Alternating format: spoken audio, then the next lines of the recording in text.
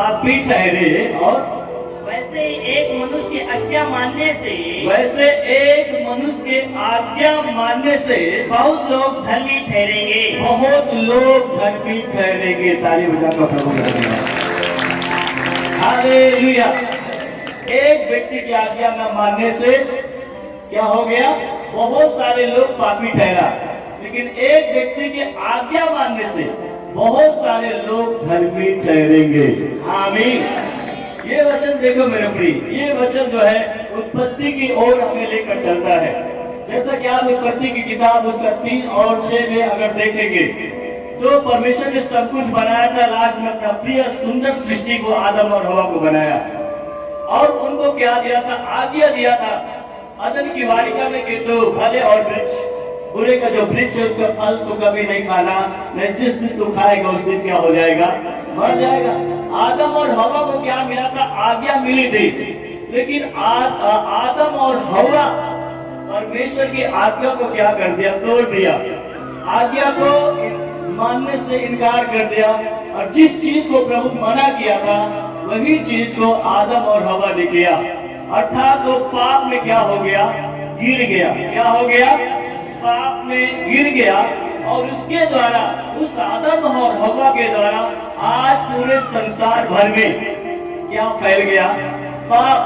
हर एक लोग पापी ठहर गया। मेरे प्रिय भाई बहन, आज्ञा न मानने के द्वारा हर एक मनुष्यों में पाप का फैलाव हुआ और इसलिए बाइबल में लिखा है कि मनुष्य पाप की जो मजदूरी है वो मृत्यु है, लेकिन हमारे प्रभु यीशु मसीह में अनंत जीवन है। आमीन। हालेलुया। बोल यीशु मसीह की, बोल यीशु मसीह की। मेरे प्रियो, पापी हो गया। अब यहाँ पर देखो, पाप में आदम क्या हो गया? गिरा। अब इस बात को भी समझना कि हर एक मनुष्य में पाप क्या हो गया? फैल गया। तो अब इस पाप से निजात पाने के लिए उनके पास कोई रास्ता नहीं रहा, कोई छुटकारा न रहा। हर एक लोग अपना अपना मार्ग लिया और परमेश्वर के मार्ग से क्या हो गया? भटक गया। अब यहाँ पर ये चीजों को देखना कि एक इंसान जब आज्ञा न माने तो पूरी दुनिया क्या हो गया? पापी हो गया। पूरा इंसान, हर एक मानव जाति पापी हो गया। यदि उस इंसान को ये नहीं मालूम है कि मेरे पाप को क्षमा करने वाला कौन है, मेरा उद्धार करता कौन है, मुझे कौन है जो गड्ढे से निकाल सकता है, कौन है जो मुझे मेरे पापों से मुक्ति दे सकता है, यदि इस चीज का जानकारी नहीं है तो कहीं न कहीं वो व्यक्ति पापी और अंधविश्वास में पड़ा हुआ है। क्योंकि यीशु का आने का उद्देश्य यही था कि प्रत्येक मानव जाति क्या पा जाए? पापों से छुटकारा पा जाए, वो गुनाहों से मुक्ति पा जाए। आमीन। हालेलुया। नहीं तो आप देखें, पूरी दुनिया ने पाप किया। अब किसी के पास वो सामर्थ्य नहीं है, वो शक्ति नहीं है कि एक पापी दूसरे पापी को क्षमा कर सके, एक अंधा दूसरे अंधे को रास्ता दिखा सके। क्या ऐसा हो सकता है? क्या एक अंधा दूसरे अंधे को रास्ता दिखा पाएगा? एक पापी दूसरे के पापों को क्षमा कर पाएगा? कदापि नहीं। असंभव ये बातें। मेरे प्रिय, यदि एक अंधा दूसरे अंधे को रास्ता दिखाएगा तो दोनों क्या हो जाएगा? गड्ढे में गिरेगा। और आज बहुत सारे लोग पाप में, उस गड्ढे में, पाप के गड्ढे में गिरता चला जा रहा है, क्योंकि उनको ये मालूम नहीं कि मेरा छुटकारा देने वाला कौन है, कौन है जो मेरे पापों के लिए बलिदान हुआ है। जब तक ये सच्चाई एक इंसान को मालूम नहीं हो जाता है, तब तक वो पाप में पड़ा रहेगा, वो उद्धार को नहीं पा पाएगा, वो जीवन को नहीं पा पाएगा, उसका मुक्ति असंभव है। मेरे प्रिय भाई बहन, क्योंकि जो उद्धार है वो पाप के दंड से बच जाना ही उद्धार है। आमीन। और जब तक मानव जाति इस सच्चाई को नहीं जानेगा कि मेरा छुटकारा देने वाला कौन है, तो सेम वैसा वो पाप से जन्मा है और वो पाप में मरेगा। लेकिन यदि इस सच्चाई को मालूम हो गया कि मेरा छुटकारा देने वाला, मेरा जीवन देने वाला यीशु मसीह है, तो सच में उद्धार और जीवन को पा पाएगा। आमीन। आज उसी के बारे में मैं जिक्र कर रहा हूँ, जो आज गुड फ्राइडे उसके महान बलिदान को ये भारत नहीं, पूरा देश, पूरा विश्व उसके महान बलिदान को, क्रूसीकरण को मना रहा है। आमीन, हालेलुया। जिसने क्या किया, निष्कलंक, बेदाग और पवित्र आत्मा के द्वारा कुमारी मरियम के गर्भ से क्या किया, जन्म लिया। वो अपने आप को इस धरती पे अपने आप को प्रमाणित किया पूरी दुनिया के सामने।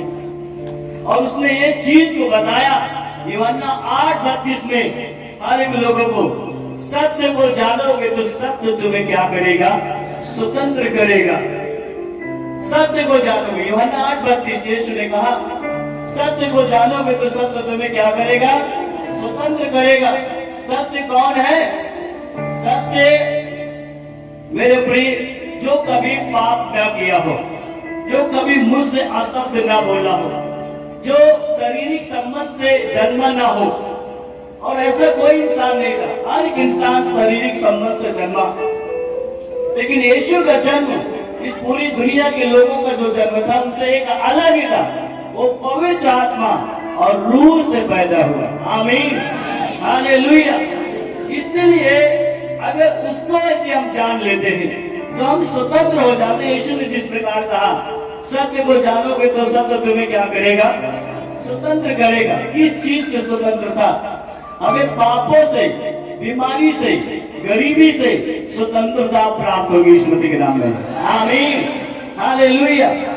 सत्य कौन है? यीशु कहता है यूहन्ना 14:6 में, मार्ग और सच्चाई और जीवन मैं हूं, बिना मेरे द्वारा कोई पिता के पास जा नहीं सकता, प्रवेश नहीं कर सकते। दूसरे शब्दों में यीशु कहता है मेरे बगैर कोई पिता के पास स्वर्ग राज्य में प्रवेश नहीं कर सकता है। उसको यदि जाना है स्वर्ग के राज्य में तो मेरे ही द्वारा उसको प्रवेश मिलेगा, अन्यथा नहीं मिल पाएगा।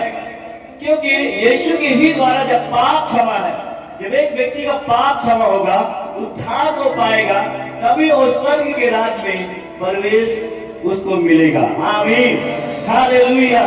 अभी भी आप भी इस सच्चाई से बहुत दूर थे, आया ना? यीशु को नहीं जानते थे, पाप में थे, गुनाह में थे।